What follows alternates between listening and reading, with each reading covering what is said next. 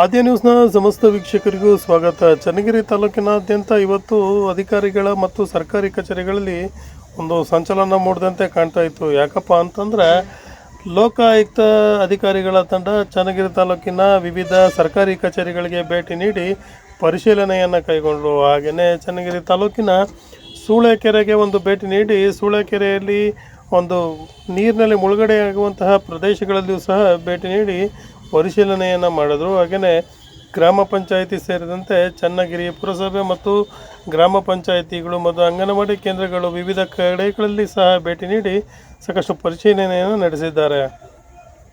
ಅಧಿಕಾರಿಗಳ ಒಂದು ಭೇಟಿಯ ಪ್ರಯುಕ್ತ ಸರ್ಕಾರಿ ಕಚೇರಿಗಳಲ್ಲಿ ಶುದ್ಧತೆ ಮತ್ತು ಅಧಿಕಾರಿಗಳು ಸಮಯಕ್ಕೆ ಸರಿಯಾಗಿ ಹಾಜರಾಗ್ತಿರೋದನ್ನು ಇವತ್ತು ಕಾಣ್ಬೋದಾಗಿತ್ತು.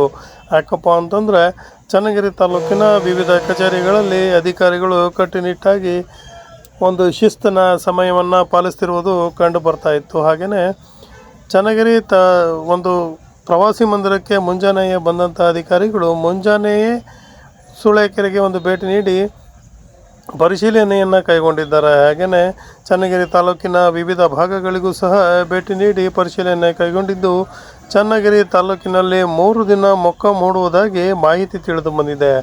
ಈ 3 ದಿನಗಳಲ್ಲಿಯೂ ಸಹ ಅಧಿಕಾರಿಗಳು ಯಾವ ಕಚೇರಿಗಳಿಗೆ ತೆರಳ್ತಾರೆ ಇದ್ದಾರೆ ಅನ್ನೋದು ಮಾಹಿತಿ ಇರೋದಿಲ್ಲ. ಆದರೆ ಕಚೇರಿಗಳಿಗೆ ಹೋಗಿ ಸೂಕ್ತವಾದ ಪರಿಶೀಲನೆಯನ್ನು ಕೈಗೊಂಡು ಸಂಚಲನವನ್ನು ಮೂಡಿಸಿದ್ದಾರೆ.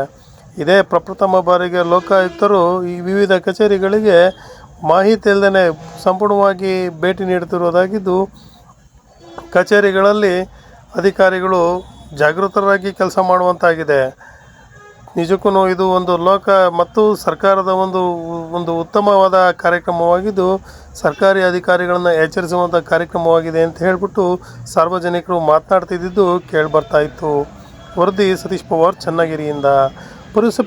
ಚನ್ನಗಿರಿ ಪುರಸಭೆಗೆ DYSP ವಸಂತ್ ಕುಮಾರ್ ನೇತೃತ್ವದಲ್ಲಿ ಭೇಟಿ ನೀಡಿಬಿಟ್ಟು ವಸಂತ್ ಕುಮಾರ್ ಅವರು ಸಹ ಪರಿಶೀಲನೆಯನ್ನು ಕೈಗೊಂಡಿದ್ದಾರೆ, ನೋಡ್ಬೋದಾಗಿದೆ.